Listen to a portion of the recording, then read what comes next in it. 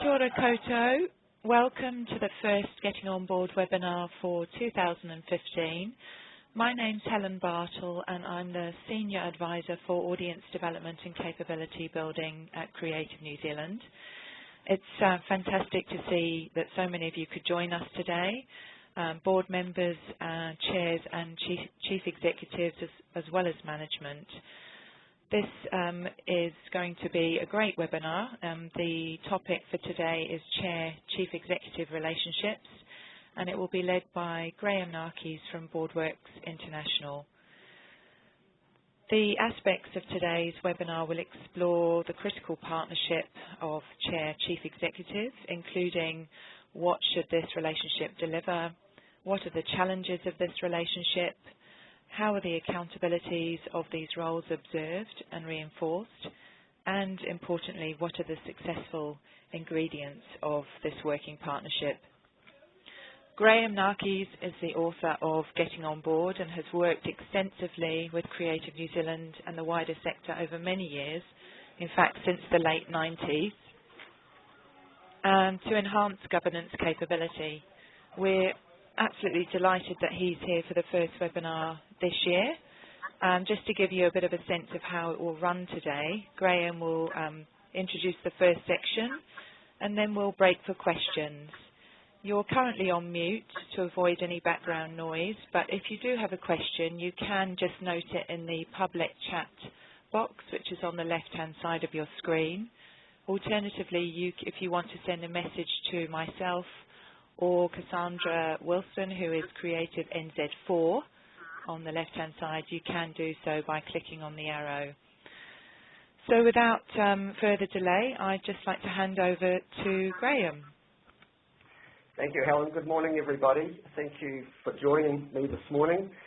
This is a very interesting subject, and it probably lends itself more to a shared discussion with everyone in the same room because of the complexity of some of these issues and the experience that we've all gained over the years. But I'm going to do my best to raise some of the issues, explore some of the things that I've found in my role both as a consultant and as a board chair and previously in chief executive roles, which I hope will be helpful to you and might lead to some further discussion. And in that regard, I'd be very happy if you want to get in touch with me afterwards to explore some of these points in a bit more detail. So to begin with, I think it's really just important to acknowledge that the relationship between these two leadership roles are often the major factors that determine how effective governance is in an organisation. And when I'm referring to chief executive, I'm referring to the principal individual employed by the board to achieve the purpose of the organisation and deliver the results of the organisation. The chair is critical. By the way, I'm going to use the gender difference. I'm going to call the chair he and the chief executive she. It's probably a reflection that the two boards that I chair at the moment both have women as their chief executives. So I hope that will be clear as we go through. So the chair is critical because he needs to have a really good understanding of the board's role and its responsibilities and how to ensure that the board is effective and efficient. Because the chair manages board meetings, he sets the tone for board meetings, which is the forum where board and management come together to work most often.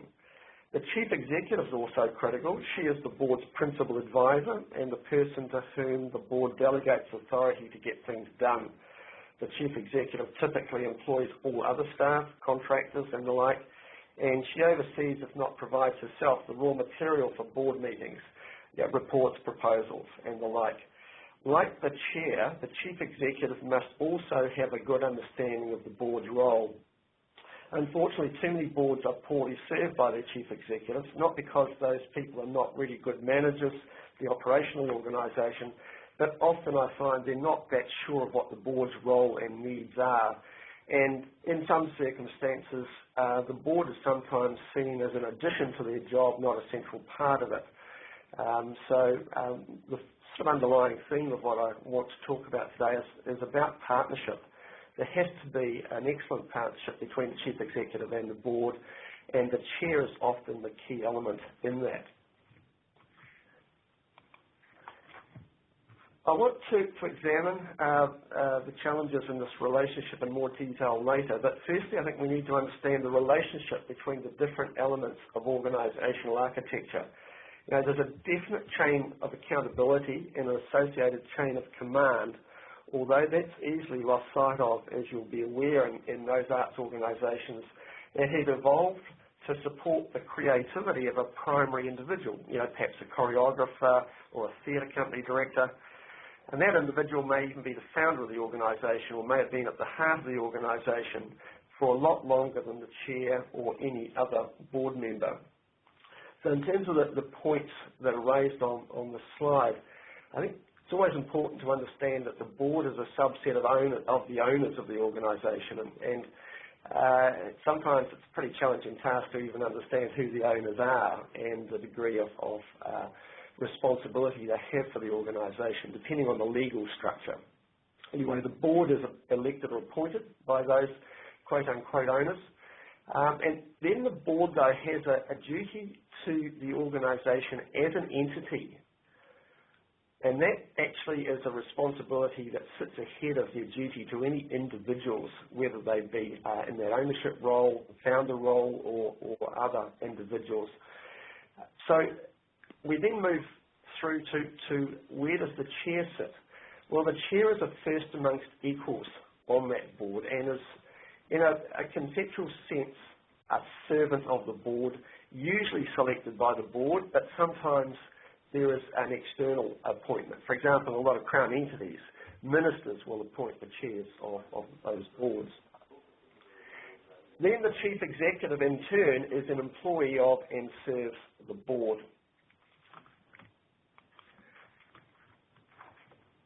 Because of that legal relationship, it's important to understand that the chief executive's role is a delegated one and it flows out of the board. In effect, if you have an incorporated society, for example, you have a look at your rules, you'll probably find no job description in there for the chief executive. It will talk about the board or the committee, and the authority sits largely with the board, and that authority has to be delegated. But what that means is that the board must really be on top of its job before you can have an effective relationship with the chief executive. And so the board's speaking on one voice about what the organisation must achieve and the risks that must be managed. And delegating the authority the board has and making sure there are resources which enable the chief executive to get on with the job. The other important thing for the board to do up front to have a good relationship with its chief executive is to specify the priorities for how those resources are going to be used to achieve the results that they want. So, you know, what often happens, though, and I acknowledged it in part before, is that that's not the way things happen in reality. The organisation, I've worked with some of them in the sector where it started off with one individual who's brought a group of people around him or her in order to express some form of creativity. And they find, though, that if they want to get funding from Creative New Zealand or from a community trust or some other body, that board has to be created. A sort of a corporate identity has to be formed. That can really complicate things. So moving on specifically to the chair-chief executive relationship. In a broad sense, what I've found over the years that the process of governance in an organisation is very much about the process of assigning decision-making rights. And that, for the reasons I've explained before, is a very hierarchical process. It starts with the owners, as I said, and the owners have no direct line there is no direct line accountability of the chair to those owners, even though that chair may be the spokesperson perhaps, or the link point with the board. I think it's really important to understand this, that the chief executive and the chair are both in the same sort of position. They are both subordinates of the board. The reference on the slide to CGO is a term that's used occasionally in relation to the chair as the chief governance officer. And I think that's quite a nice way to think about it, because the principal job product of the chair is effective governance and an effective board. So the chair is in a sort of a servant leadership relationship with the board, and the chief executive herself is also the direct report, but the executive arm of the board. But the board is always a collective. The board's decision-making, unless it has delegated authority to a committee or to the chair in some circumstances or to other individuals on the board, it makes its decisions and expresses itself collectively. I think the point I really want to emphasise in relation to this slide, you'll see that there is nowhere in that chain of command for the chair. If we were to put the chair in between the chief executive and the board, we would no longer have a chief executive. What we would have is an executive chair. I think that's a point we may want to come back and discuss a wee bit later, but I think that's a really important distinction to make, and it's something which will have a bearing on some of the things that I will talk about later on. So the roles of the chair and the chief executive are complementary, but they are fundamentally different. One way to think of them is that like they're two sides of the same coin. They're both interdependent in terms of the way they go about their job. The chair leads the board to deliver governance excellence, to make sure that the board is really effective in doing its work, and the chief executive leads the operational part of the organisation to deliver the results that we all see when we experience performances or whatever. But they're both, as I said before, accountable to the board, albeit for quite different things. But regardless of how important the chief executive is in the scheme of things, the buck ultimately, legally, always stops with the board. There are a lot of ways to describe this relationship. I've heard it described as like dancing a tango, but certainly there's a relationship between the chair and the chief executive which is vital to the organisation's performance. But it's different steps or roles, but they have to be in tune. And I think one of the things that's interesting about a picture of Fred Astaire and Ginger Rogers is to acknowledge that Ginger Rogers did pretty much everything that Fred Astaire did, but going backwards in high heels. So I think that's a way of acknowledging that there is a lot of complexity and nuances in this relationship between the chair and the chief executive, and I'll touch on some of those later on. It's also a bit like an arranged marriage, and that's another one of the challenges in the role, that there are often situations where neither party has chosen the other one to partner with. The chief executive may have been around in the role for a while and the chair changes, and sometimes the boot's on the other foot as well. But I think, like the best arranged marriages, it can be very effective, but it's a relationship that really has to be worked on.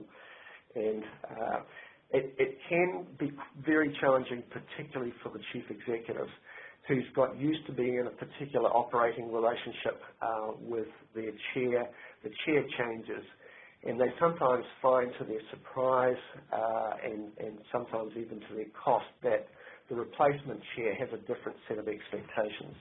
And that's something that we'll explore in a minute. But Helen, I think this might be a good point just to pause, and in relation to those sorts of constitutional arrangements that I've been describing, just see if there's any questions around that.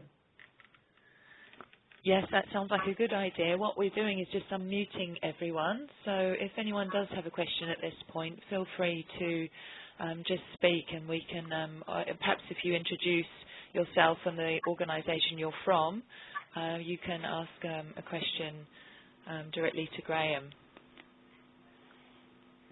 Does anyone have a question at this point? No?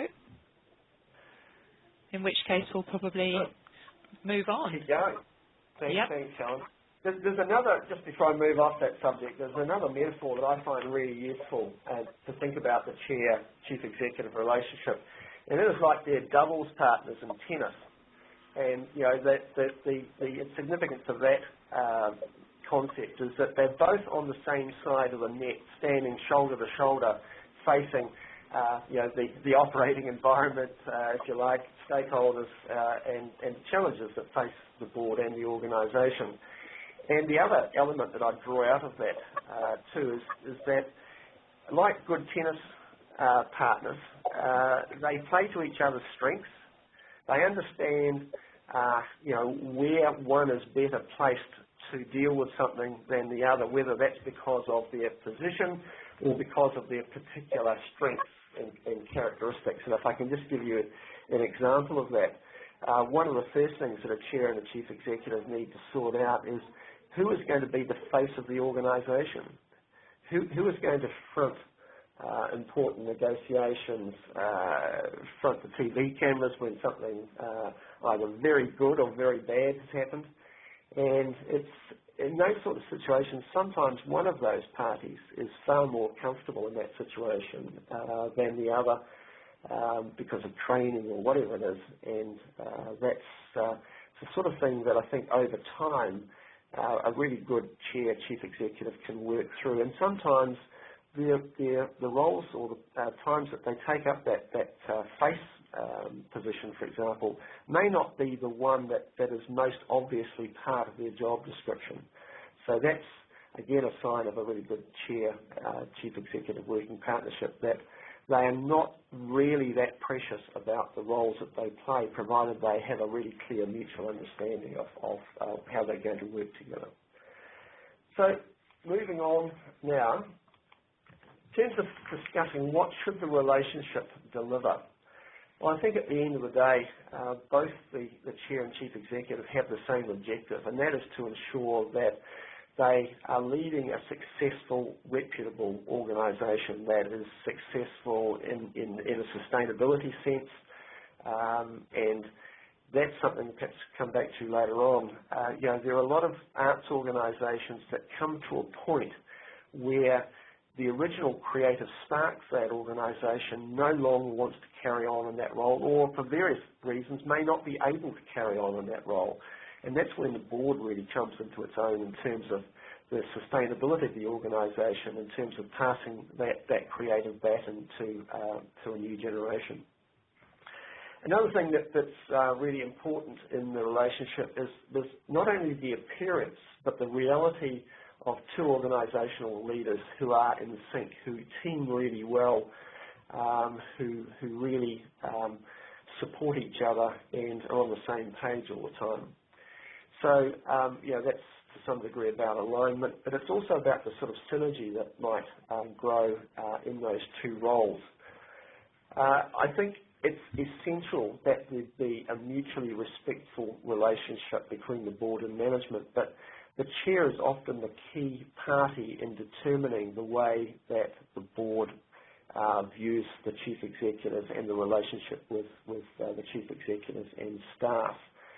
And so I think chairs have to think very carefully about the way they describe their relationship with the chief executive to their board, and the way they talk about the management to their board, because in a really successful chair-chief executive relationship, there's quite a lot of, I call it intimacy between those two individuals. And I don't mean it in the sense of marriage that I was talking about before, but in the sense that both feel very comfortable in sharing confidences with the other.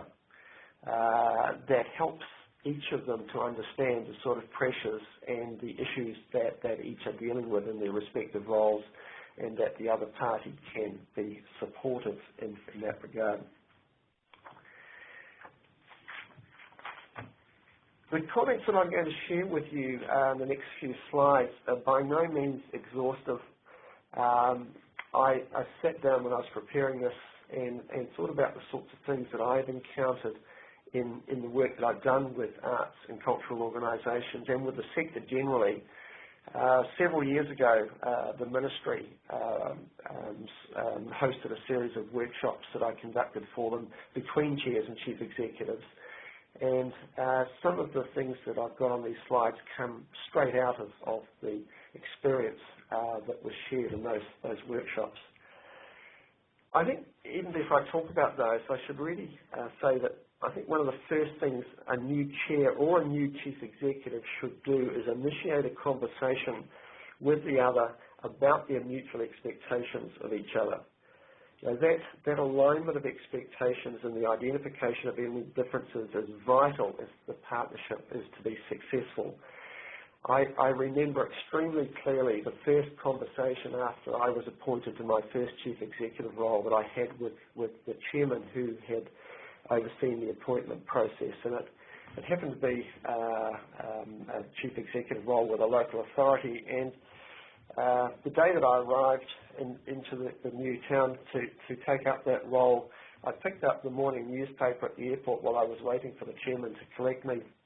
There was a major story relating to the organisation on the front page of the paper, and the first thing I said to Ross when I got into the car was, well, I've just been reading the paper and I see there's a bit of a challenge here, and I said to him, how do you want to handle this? And he said, well, look, it's really simple, Graham. Good news me, bad news you. And I think that was the start of a very successful working relationship, because we had that sort of sense of feeling each other out all the time as to our mutual expectations and how we could team together effectively. You know, the reality is that chairs and chief executives come from different backgrounds. They've experienced different role models, and they may not even be aware of the type of expectations that another person might have of them in the role.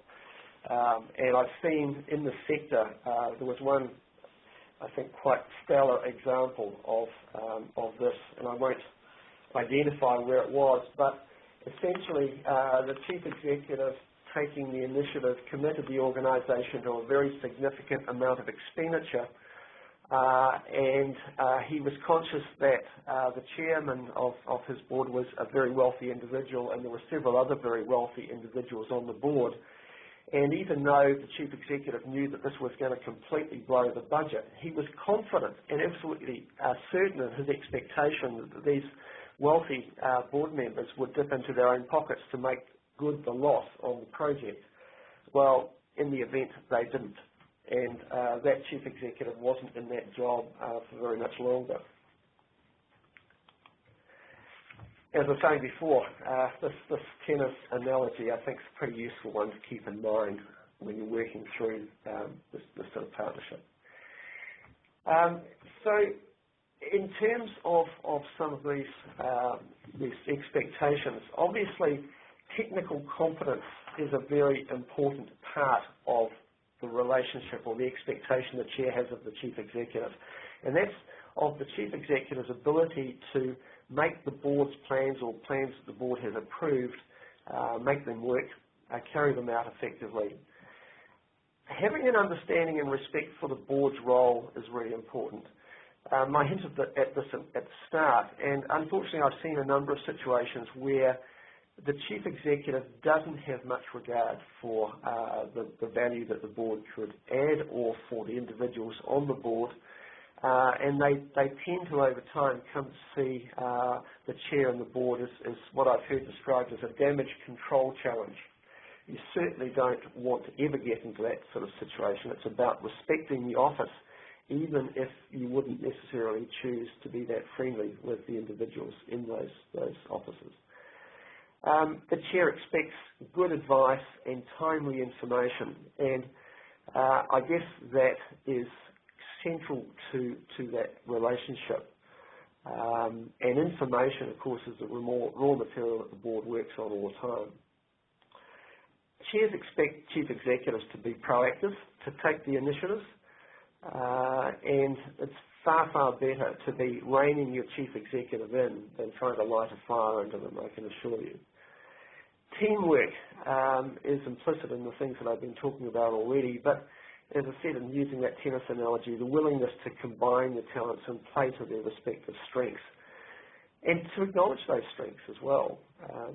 And honesty is absolutely essential. I think you've probably heard this phrase before, but in that relationship between the board and chair, operating on a no surprises basis is an absolutely fundamental thing, even though sometimes the surprise will be unwelcome. There'll be some bad news, but much better that the chair hears about it from you than to read about it in the paper or hear about it from a stakeholder or some other source. I've talked about professionalism implicitly. The chair always expects the chief executive to be professional, to display emotional intelligence, and to not get drawn into some of the battles that might diminish both the individual and the organisation in the eyes of key stakeholders. I'll come back to this later on, but I think that professionalism idea also suggests that this relationship, despite my reference to intimacy before, the relationship between the chair and the chief executive should always remain professional and slightly arm's length. So it's not a best buddies relationship. And that is because if it becomes a relationship like that, I think it tends to mar the individual's judgment in terms of their working relationship and their relationship with the board in some respects as well. If we just change that over and talk about the chief executive's expectations of the chair, there's also the technical competence equivalent. The chief executive, I think, reasonably expects the chair to be able to be an effective leader of the board. And that effectiveness can be expressed in many different ways. It's running a reasonably competent sort of a board meeting.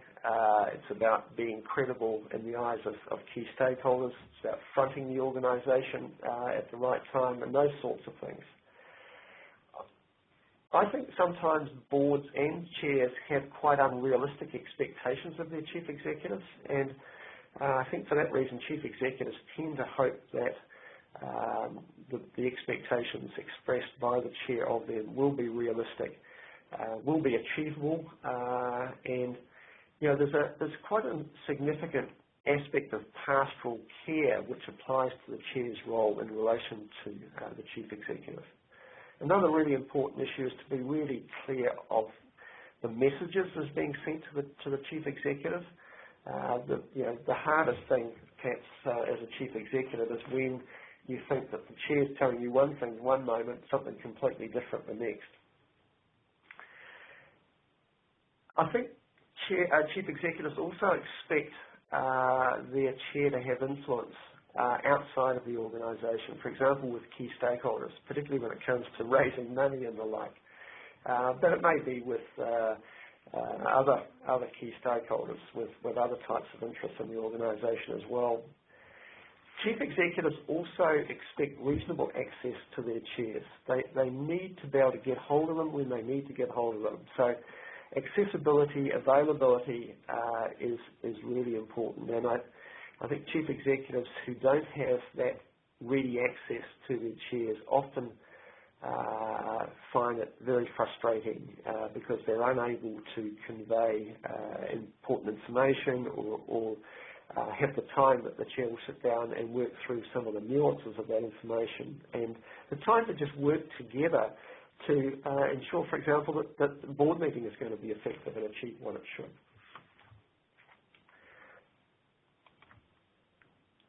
Continuing on with the chief executive's expectations, respect for the chief executive's role.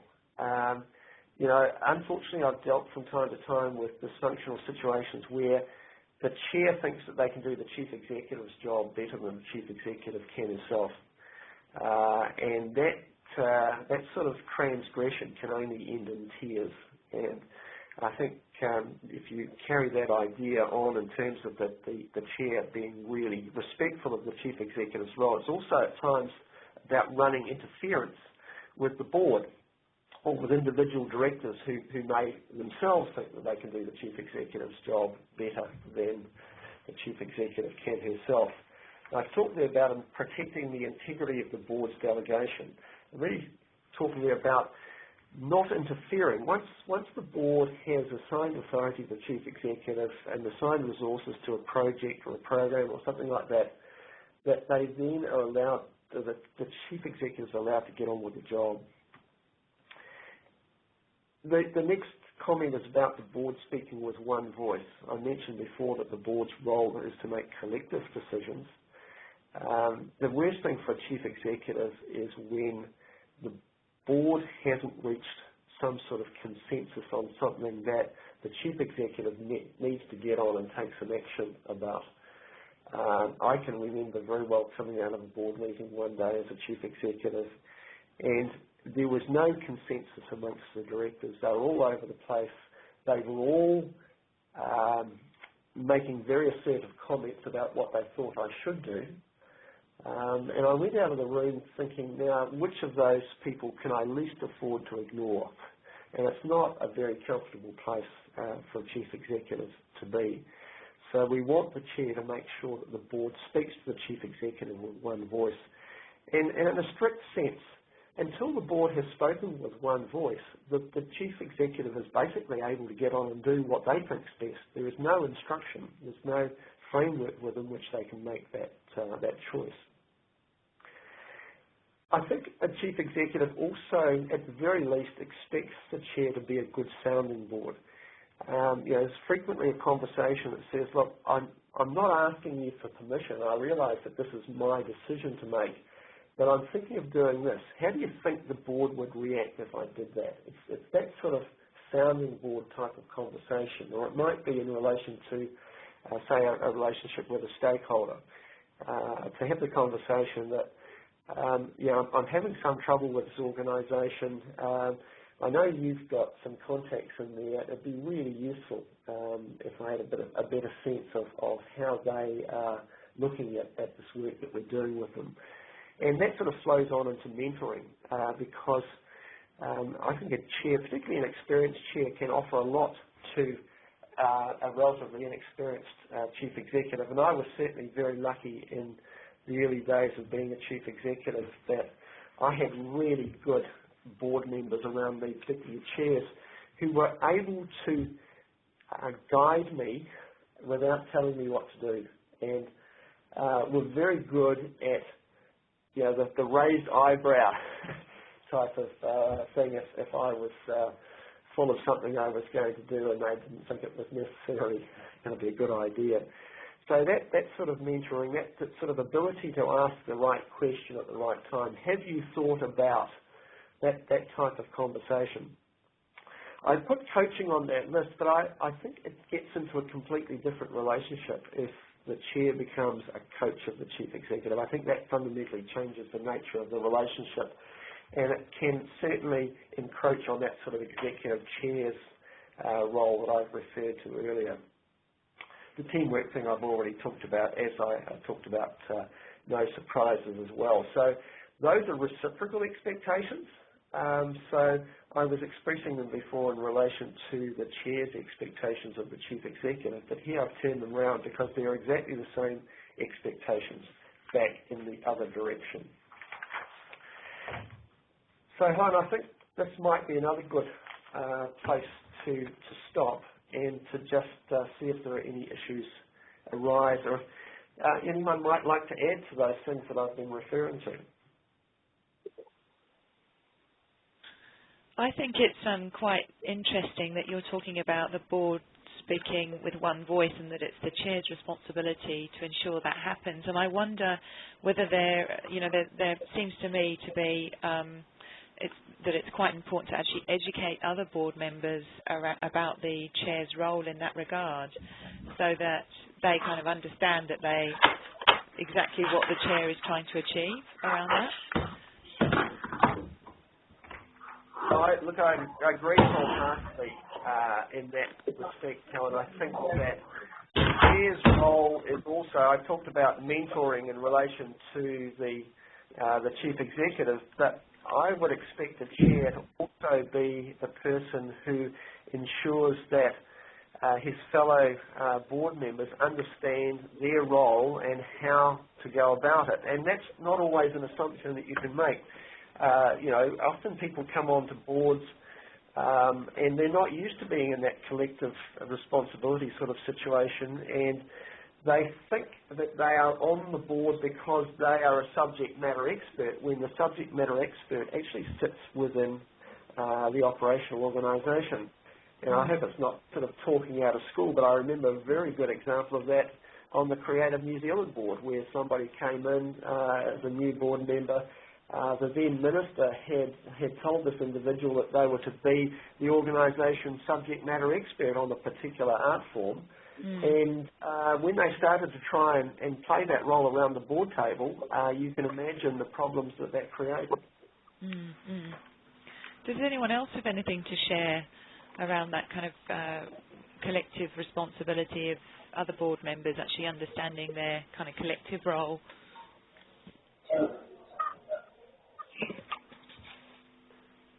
I don't on that, Helen and Graham. It's Roger King here from Hawke's Bay, of all places. Hi, Roger. Hi. But my query is around, I wonder if, Graham, there is a difference in the way a chair and a chief executive, and I'll put that title in inverted commas for a sec, when the chief executive is effectively the sole employee of a tiny arts organisation. Because the chair and board members often morph from their governance role and into other roles, quasi-staff members perhaps, but unpaid. And I reckon there's a real issue, I've just been sitting with the board recently who were trying to figure out how they manage that, let's not call it a transition, but how they manage that move from one role to another. Roger, thank you very much for raising that, because there are many organisations in the sector like that, and obviously in those situations there are several conditions. One is that the chief executive as sole employee is often quite inexperienced, and it's a huge job. You know, being a general manager and a sole employee, even of a small organisation, is a very big job, and there's a lot of different tasks and a lot of different abilities to bring to bear on that role, and necessarily members of the board become voluntary staff members, I think. And I found that the most useful way of thinking about that, in order to preserve the lines of accountability, is for the board members, and the chair has to direct the traffic a bit on this, I think, because they need to be super sensitive to supporting but not undermining the chief executive in that sort of situation, not cutting across the delegation, but making sure that he and other board members are willing to support and do work in the organisation, but to also recognise at the same time that they effectively cross from being a board member to being a de facto employee through being, a voluntary staff member in that sort of situation. I wondered if, in fact, there should be something in writing which just clarifies that when they step out of, when they're not sitting around the board table, they're actually they're in a different role, because in this organisation that was an issue. Documentation of those sorts of things I think is really important, and I'll come back to that later on, because that's a really good starting point to work that issue through. Thanks, guys. Helen, it's Candice here from the Royal New Zealand Ballet. I just wanted to see if Graham had any thoughts on the issue of the relationship between the chair and the CEO, when in fact there are two CEOs, like a managing director and an artistic director, and wonder if he's got any reflections on the different role really the chair has to play when they've got two CEOs reporting to them. Yeah, Janice, that's a really difficult situation to be in, isn't it? If that's the role or the situation you find yourself in at the ballet. But it's not an uncommon one. In fact, it's a very usual one in some parts of the world. Less so in New Zealand, but certainly in North America, it's a very common situation. And in some other sectors it occurs as well. I think that the challenge for the chair there, because I assume in that situation that the board has appointed both individuals, and there is a sense of accountability to the board by both individuals. I mean, the first thing I'd say is avoid it like the plague if you can. But if you're stuck with it, I think it's the thing to be really aware of is not getting caught in the crossfire and becoming a mediator between the two, because one's the sort of, often finds themselves in the role of sort of financial controller, and while the other one, the creative one, is attempting to blow the budget. That's right. So I think that is a tension that I'm conscious in some organisations. The International Arts Festival organisation, Wellington, for example, used to have that situation. They now just have a single chief executive. And, as I say, I think avoid it if you can, but if you've got it, I think it's just really important to be clear what yours and the board's expectations are of those individuals, both in their respective roles and how you expect them to work together and to resolve issues without delegating them up to the chair or to the board.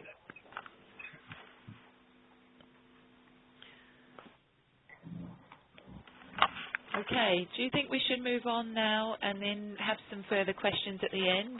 So if anyone has any questions, perhaps they could just hold on to those until we get to the end. There definitely will be time to ask some more questions once we've finished the second section. Thanks, Helen. I'll continue then. I want to just... All guests have been muted.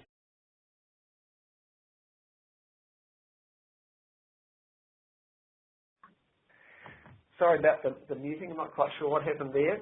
So I was just about to say that we'll move on now and explore a bit further some of the challenges in the relationship. We've started to touch on some of them already. So we explored before the idea of making sure that those expectations, there are mutual expectations about how the role should be carried out. And I wouldn't take that for granted even over time. It's worthwhile from time to time checking back in, even if the working relationship is well established. The next point we touched on slightly in terms of talking about the mentoring role. I just want to come back to the comment I made before about the risk of the chair becoming an executive chair and in effect becoming the boss of the chief executive. It always concerns me when I see chief executive job descriptions that say that the chief executive reports to the chair of the board. That implies a line responsibility that really doesn't exist or shouldn't exist, because the chief executive is accountable to the board as a whole, and that one voice thing that I was talking about before. So I think it's really important that neither the chair nor the chief executive is put in that sort of situation where the chair is somehow expected to play a role that's more of a supervisory role than the sort of role that I've described. The reference to a power imbalance in both directions is an acknowledgement that the chair, on behalf of the board, has positional authority over the chief executive, but in fact, in terms of getting the job done, a board and a chair are very dependent on what the chief executive can provide for them, and that's the sort of advice and information thing that I talked about before. I think that there are examples that some of you may have seen as well where that power imbalance creates a problem, and that problem can take a number of forms. One that I experienced was as a chief executive when I had a change of chair. I went from a highly effective to a much less effective chair, and I found that I was increasingly drawn into probably in terms of my own experience, starting to try and do the chair's role as well as my own. Thankfully, I realised before it became problematic that was a dangerous position for both the chair and myself to get into. But that's what I'm alluding to in terms of weakness in either party, really, as well, that the two individuals in those roles must be equally good at their own jobs, and that goes back to the expectations that I was describing before. The last point on that slide that I can't stress enough is that it has to be fundamentally a relationship of trust and with integrity in that relationship. I've seen chief executives get themselves drawn into situations where there are divisions within their board and they may not have a very good working relationship with their chair. Their chair may be vulnerable to those divisions, and they take sides, and that's something else that frequently ends in tears. So I think that both individuals have to be conscious of engaging in the relationship so that there's absolute mutual confidence and trust, because if that is lost, then it's very difficult for that relationship to continue in any sort of successful way. And in many of the cases that my colleagues and I get drawn into in a consulting context, one or other of those parties has to go. There's no other way to resolve it, because the relationship just breaks down to the point that really neither can do their job properly.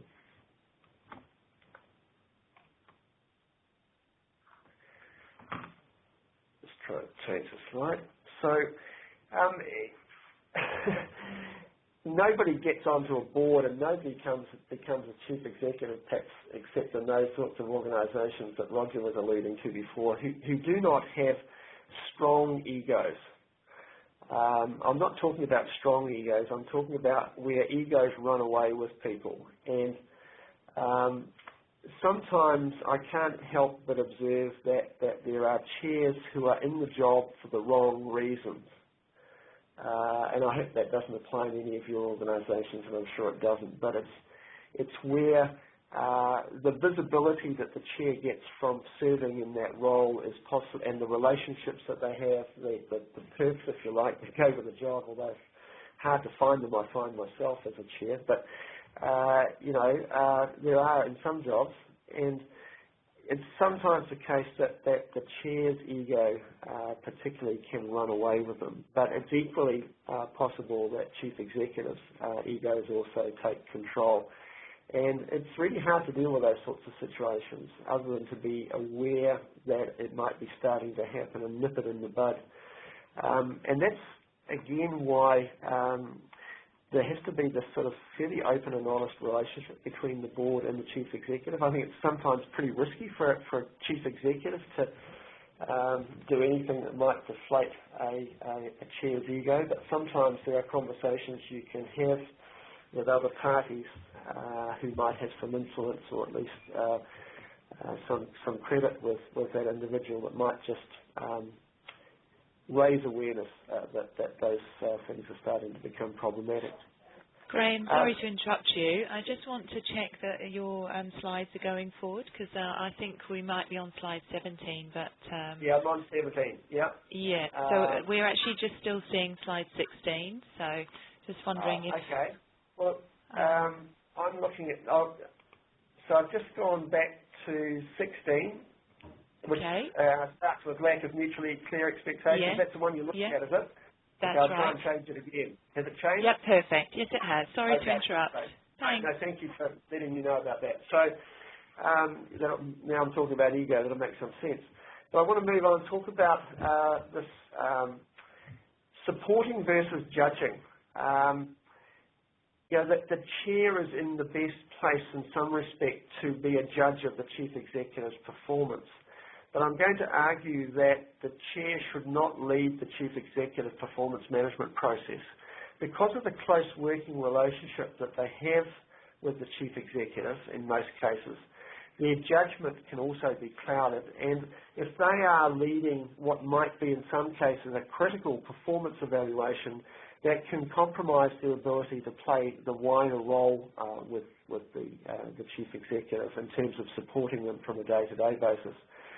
So if in your organisations the chair is leading, and may in fact, as I've seen frequently, be the only person who's involved in evaluating the chief executive performance, I suggest you move it off into a committee of the board which is chaired by another one of the board members. I think the board chair still needs to be part of that process, but I think it's better for both the chair and the chief executive and their working relationship if the chair doesn't take the role in evaluating chief executive performance. I've also, the dichotomy between protecting versus exposing and I'll explain what I mean by exposing in a moment. Chief executives really rely on honest feedback from their chairs. And sometimes that might mean that the chair passing on to the chief executive some bad news in terms of maybe other board members' disenchantment with the chief executive's performance or something that's been done.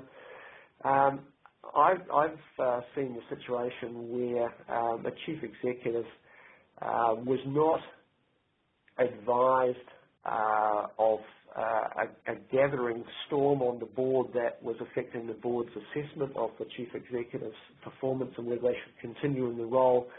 The chair thought that he was doing the right thing by protecting the chief executive from that bad news, but all it achieved was it put the chief executive in a situation where he was unable to respond and deal with those concerns that other members of the board had. So, as I said before, sometimes the chair has to run and should run interference with the rest of the board to protect the chief executive from interference in their job, perhaps, but they shouldn't protect them from bad news. But by the same token, that bad news should be conveyed in the most constructive way possible so that the chief executive can get back on track. Now, the underlying reality of all this is that the board and the chair are very dependent on the chief executive's performance. And so everything that can be done to ensure that the chief executive is successful in that role should be done. So there's some subtleties around how this type of situation is dealt with.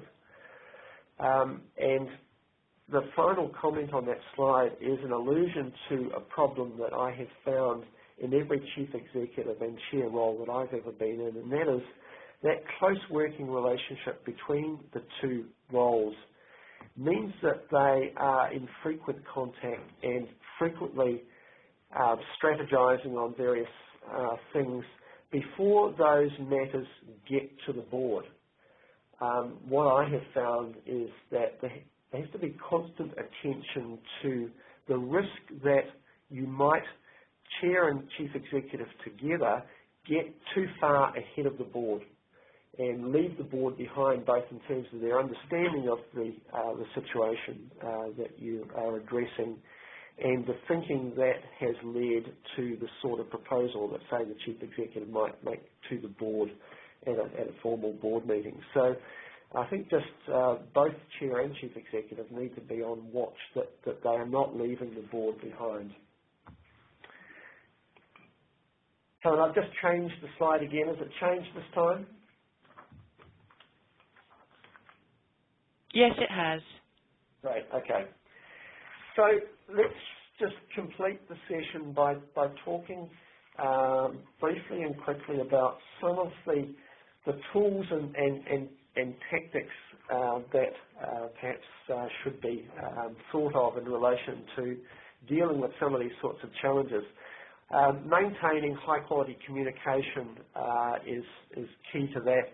And I'm often asked, and I often see on various governance blogs that I'm connected into, discussion about how often should a board chair and a chief executive meet. To me, it's situational. There may be situations where there is a need for almost continuous contact for whatever reason. And that's often where there's some sort of crisis, perhaps, or something that's unfolding really fast. In other situations, I know that boards and chief executives seldom have too much contact between board meetings, and they don't need to, other than just to check in from time to time. So it's something for you to think about. How should they communicate? Directly is always the best, face-to-face. Speaking is better than emails, and certainly nothing that's really important or nuanced should be attempted via email. Should they have a relationship outside the organisation in that sort of best buddy sense I talked about before? Look, I think that some limited contact outside of that in a just low-key social way is probably okay, but I don't think that should become too close. That would be a personal view. Keeping the board in the loop, that was the comment I just made before about both parties, making sure the board doesn't fall behind. Respecting each other's territory, I think we've probably covered that off. It's about respect for each other's roles and responsibilities. Assisting where you can and where it's invited, but otherwise not crossing the line if you can possibly avoid it. And the adjustment process we talked about earlier on in terms of very deliberately seeking an alignment of expectations. Coming back to the issue that Roger raised earlier on, I think that job descriptions are really important, and in that context is where I would deal with the sort of situation that Roger was referring to in a very small organisation with a single employee. I think you can document those sorts of expectations, and that documentation in turn becomes a really important induction tool for new board members and indeed for new chief executives. I think the board as a whole should have a job description and the chair, and this sort of stuff is covered off in some detail in the Getting on Board document. I used to think that having a deputy chair was a bit like having a spare wheel, but I've actually, in one of my current chairing roles, I've come to really appreciate the benefit of having a deputy chair and the ability sometimes for the chair and the deputy chair to play good cop, bad cop, or just to team together to achieve a successful outcome for the board and for the chief executive. Obviously, we want an up-to-date job description of the chief executive, and this isn't the sort of thing that should be just dusted off if there's a vacancy in the job. It should be updated regularly because a chief executive job does tend to evolve over time as the board's own expectations change. Clarity of decision-making rights, I talked about that before, so having really clear instrument of delegation. That delegation is never a black and white situation. I might just flick to the next slide just to refer to how this is sometimes quite nuanced. Sometimes it's really clear that the board's delegated a decision to the chief executive, but while they might not have said so, they might still expect to be consulted on the options that the chief executive is considering. They might expect to be advised of that decision ahead of its implementation. There's a whole bunch of intermediate steps which this responsibility ladder idea is a useful tool just to think through just what your expectations are. Is it solely left to the chief executive and the board and the chair wants no further part in it or even information about it, or is there a bunch of grey areas in between? I think a formal process for chief executive performance management is really important, and that be a continuous process and that those expectations be spelled out quite explicitly, not left implicit inside the job description. And by the same token, I think boards should be committed to self-assessment processes, including feedback from the board to the chair. And if that process can be independently conducted, you can usually weave in a safe way some feedback from the chief executive to the chair into that sort of process.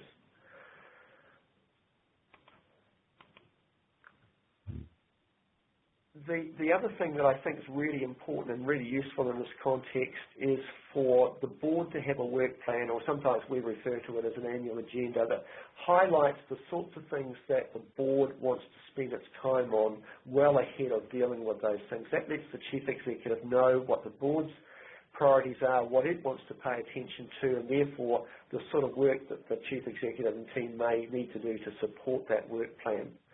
And the board evaluation I've already talked about. So, Helen, that leaves us with just a few minutes just for any further questions. I'm sorry that that's been such a rapid romp through a whole bunch of stuff that we could probably unpack at some length, but I hope it's been useful. Thank you, Graham. We are almost out of time, but we've probably got just enough time for maybe one question, if anyone has something that they'd like to raise at this stage. If not, then certainly if anyone has any afterthoughts, feel free to email them through to me, and I'll pass them on to Graham. I'm sure he'd be very happy to receive anything after the webinar today. Well, I'd just like to thank you all for joining. I should have mentioned at the beginning the PowerPoint slides and the recording of this webinar will be available in about a week's time, and we'll email you to let you know when it's been posted onto our website. Do join us for the next webinar, which is in a couple of months' time. It's on the 5th of May, and it's quite a hot topic. It's on health and safety and the role of the board, particularly the board's role post-Pike River and in light of new legislation. So thanks again. Cassandra will be in touch with further details. We hope you can join us. Until then, my special thanks to Graham for another excellent session today. My thanks to you all for being part of it, and we hope that you're able to put this material to good use both in and out of the boardroom. Bye for now. Ka kite anō. Thank you.